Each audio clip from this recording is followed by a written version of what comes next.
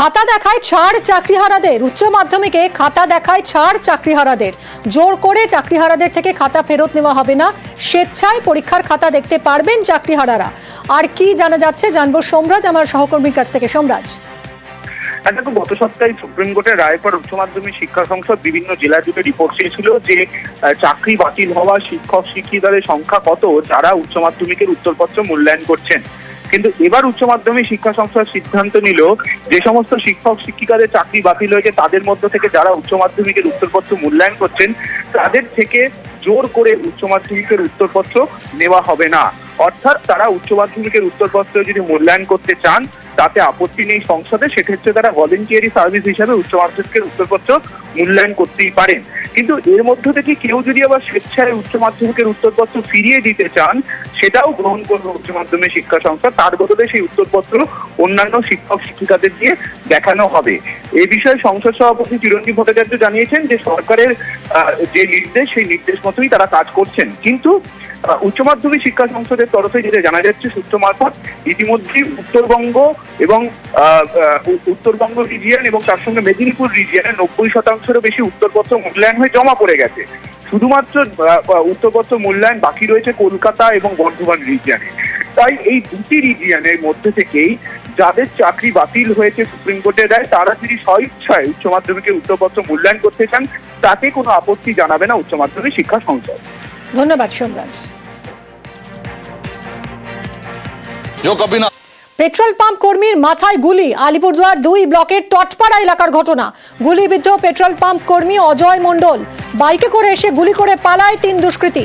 কথা বলবো রাজকুমার আমাদের প্রতিনিধির সঙ্গে। রাজকুমার, আর কি জানা যাচ্ছে? সিসি ক্যামেরা ফুটেজে কিছু দেখা যাচ্ছে? দেখো মিমি, সিসি ক্যামেরা ফুটেজে পুলিশ সূত্রে যেটা জানা যাচ্ছে ইতিমধ্যেই ওই সিসিটিভি যে ক্যামেরা ফুটেজ সেটা উদ্ধার করে নিয়ে গেছে পুলিশ। সেখানে দেখা যাচ্ছে যে 3 দুষ্কৃতী একটি মোটর বাইকে করে তারা এসেছিল এবং এসে তারা যে গুলি চালানোর উদ্দেশ্যে এসেছিল তাও সিসিটিভির ক্যামেরায় প্রায় পরিষ্কার হচ্ছে। এসে তারা পেট্রোল পাম্পের কর্মীকে, যেই কর্মীর নাম অজয় মণ্ডল, তার মাথায় গুলি করে কিন্তু তারা পালিয়ে যায়। ইতিমধ্যে কিন্তু ওই কর্মীকে রাতের বেলা এই ঘটনা ঘটে। ওই কর্মীকে প্রথমে জেলা সদর হাসপাতাল এবং তারপরে শিলিগুড়ির একটি বেসরকারি মেডিকেল কলেজে ভর্তি করা হয়েছে। তার অবস্থা আশঙ্কাজনক। এই ঘটনায় ইতিমধ্যে এলাকায় কিন্তু চাঞ্চল্য ছড়িয়েছে এবং দিনভর পুলিশ কর্তারা পেট্রোল পাম্পে পৌঁছে কিন্তু ঘটনার তদন্ত করছেন। মিমি,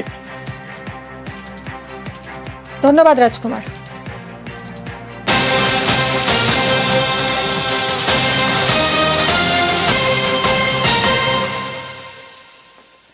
চাকরি বাতিল ইস্যুতে পথে এসএফআই। হাওড়া জেলা শাসকের দফতরে অভিযান, পুলিশের সঙ্গে ধস্তাধস্তি বেঁধে যায়।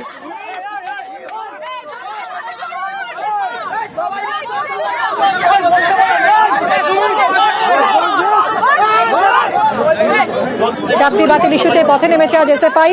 হাওড়া জেলা শাসকের দফতরে অভিযান কর্মসূচি এবং পুলিশের সঙ্গে রীতিমতো ধস্তাধস্তি। এখন কি পরিস্থিতি জানবো দেবাশিস আমার সহকর্মীর কাছ থেকে। দেবাশিস, দেখো, এই মুহূর্তে পুলিশের সঙ্গে দীর্ঘক্ষণ ধস্তাধস্তি হয়। তাদের দাবি ছিল যে তারা ব্যারিকেড যে রাখা হয়েছে সেই ব্যারিকেড তারা জেলা শাসক, হাওড়া জেলা শাসক তাকে একটি ডেপুটেশন দেবে। কিন্তু পুলিশের জানানো হয় যে সেখানে কোনো রকম ভাবে তাদেরকে প্রবেশ করতে দেওয়া হবে না এবং সেই ডেপুটেশনও দিতে দেওয়া হবে না।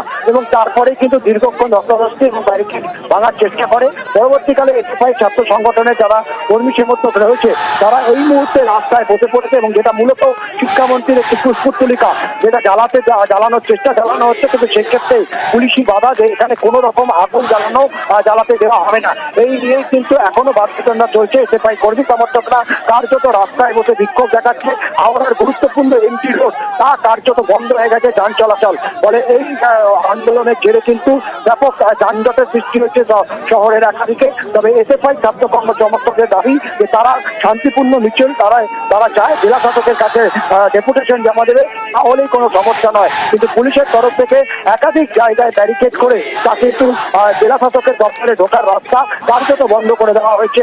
এখনো পর্যন্ত আন্দোলনকারীদের সঙ্গে পুলিশ কথাবার্তা বলে এই আন্দোলন তুলে নেওয়ার জন্য আবেদন জানানো হচ্ছে। তবে এসএফআই কর্মী সমর্থকরা অনড়, তারা শিক্ষামন্ত্রীর যে কুশপুতলিকা আছে সেটিকে তারা আগুন জ্বালাবেন এবং তারপরে তাদের কর্মসূচি শেষ করবেন। তবে তা নিয়েই কিন্তু বিতর্ক।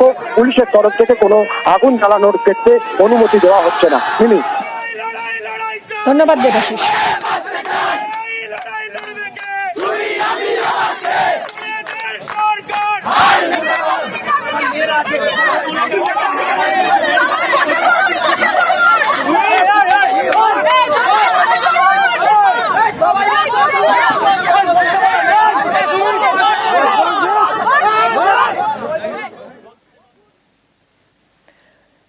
গত বছরের 22শে এপ্রিল হাইকোর্টের নির্দেশে 2016 সালের পুরো প্যানেল বাতিল হয়ে যায় এবং শুধু তাই নয়, অতিরিক্ত শূন্যপদ তৈরিতে সিবিআই তদন্তের যে নির্দেশ দিয়েছিল হাইকোর্ট, সেই নির্দেশ খারিজ হয়ে গেল আজ সুপ্রিম কোর্টে। অতিরিক্ত শূন্যপদ তৈরিতে সিবিআই তদন্ত নয়, সিবিআই তদন্তের নির্দেশ খারিজ সুপ্রিম কোর্টে।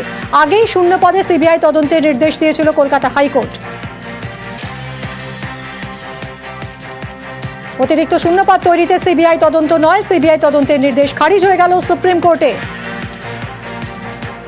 আগেই শূন্যপদে সিবিআই তদন্তের নির্দেশ দিয়েছিল কলকাতা হাইকোর্ট।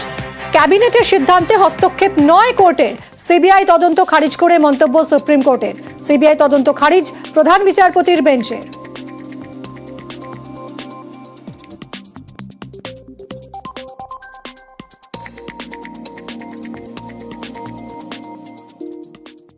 এই রায় আমরা কেন ধাক্কা খাবো? আমাদের ধাক্কা হওয়ার প্রশ্নটা কি? এখনই জেলে যাবেন না, পরে যে যাবেন না তার তো কোনো গ্যারেন্টি নেই।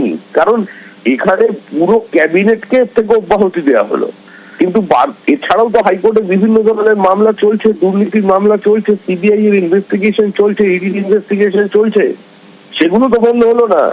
সেই ইনভেস্টিগেশন তো চলবেই। যখন ওরা ডিসিশন নিয়েছিল তখন ওরা টেন্ডেড আনটেন্ডেড ভাবছিল। তো যাই হোক, ওদের যে ডিসিশন সেটাও কলকাতা হাইকোর্টে রিট পিটিশন পেন্ডিং আছে, তাতে বিচার হবে, কিন্তু সিবিআই ইনভেস্টিগেশনটা হবে না। ক্যাবিনেটে যখন নোট তৈরি হয়েছিল তখন এটাও বলা হয়েছিল কি subject to the final judgment of the Calcutta high court. সেই জন্য এই যে ওই ডিসিশনটাও ফাইনাল নয়, যেহেতু হাইকোর্টে পেন্ডিং আছে, সেখানে বিচার হবে। ইন দ্য মিন টাইম এই ক্রিমিনাল ইনভেস্টিগেশনটাকে স্টে করলেন সুপ্রিম কোর্টে, খুব ব্যালেন্সড অর্ডার। ক্যাবিনেটের ডিসিশনকে চ্যালেঞ্জ করা যায় না, আর এখানে এইভাবে ক্রিমিনালিটি আসে না। উনি আর আরেকজন বড় নেতা বিজেপি বলেছিল না, হোল ক্যাবিনেটকে জেলে ঢোকাবো এই সিবিআই ইনভেস্টিগেশনে, গালে কেমন চুন পড়ে গেল বলো। যে ক্যাবিনেট ডিসিশনে সুপারনিউমারি পোস্ট তৈরি হয়েছিল, সেই ডিসিশনেই বলা ছিল যে subject to outcome of the writ petition. এর মধ্যে ক্রিমিনালিটি কি রয়েছে? ক্যাবিনেটের ক্ষমতা আছে সুপারনিউমারি পোস্টও তৈরি করতে পারে। সিবিআই কে যদি পাওয়ার দিয়ে দেওয়া হয় ক্যাবিনেটের ইয়েকে ইনভেস্টিগেট করবে, তো মারাত্মক ইনসিডেন্ট হয়ে যাবে, তাহলে কোনো ক্যাবিনেটই কাজ করতে পারবে না। তাই জন্য অর্ডারটা খারিজ করেছে। প্রমাণিত হলো সত্যমেব জয়তে, সত্যের জয় হয়, এটাই প্রমাণিত হলো। বিরোধী প্রচার তো থাকবেই এই রকম। কোর্টের রায় হচ্ছে কোর্টের রায়, সেখানে তো আমাদের কিছু বলার থাকে না। স্থানীয় লিগে আমরা দেখতে পাই, আমরা দেখেছি ফুটবলে, বিকাশ পাস বাড়ায় কৃষাণু গোল করে, বিকাশ পাস বাড়ায় কৃষাণু গোল করে, বিকাশ পাস বাড়ায় কৃষাণু গোল করে। এত ভালো টিউনিং, দুজনে এত ভালো সেটিং বিকাশ কৃষাণু। যখন ন্যাশনাল লিগে এই টিমটা গেল, ন্যাশনাল লিগে গিয়ে দেখা গেল যে কৃষাণু খেলা ছেড়ে দিয়েছে বা অবসর নিয়েছে বা পেশা পাল্টে ফেলেছে। তখন বিকাশ কাকে বল দেবে?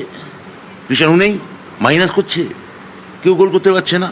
তাহলে বিকাশ ওনার এখন কি করা উচিত? ওনার স্থানীয় গজু বসু, পল্টু দাস, এদের বলা উচিত অন্তত একটা চিমা যেন মোতায়েন করে। মানে যা পাস বাড়াবো, কৃষাণু তো নেই, পেশা পাল্টে ফেলেছে। যোগ্য চাকরিহারাদের চাকরি বহালে এবার রাষ্ট্রপতিকে চিঠি লিখলেন রাহুল গান্ধী। কংগ্রেস সাংসদ রাহুল গান্ধী তিনি রাষ্ট্রপতিকে চিঠি লিখলেন, চাকরিহারাদের চাকরি বহালে হস্তক্ষেপের আর্জি জানালেন। চিঠি দিয়ে রাষ্ট্রপতিকে আর্জি লোকসভার বিরোধী দলনেতা রাহুল গান্ধীর। চাকরিহারাদের পাশে রাহুল গান্ধী চাকরি বহালে চিঠি লিখলেন রাষ্ট্রপতিকে। চাকরিহারাদের চাকরি বহালে হস্তক্ষেপ জানিয়ে রাষ্ট্রপতির হস্তক্ষেপের আর্জি জানিয়েছেন রাহুল গান্ধী। চিঠি দিয়ে রাষ্ট্রপতিকে আর্জি কংগ্রেস সাংসদ রাহুল গান্ধীর।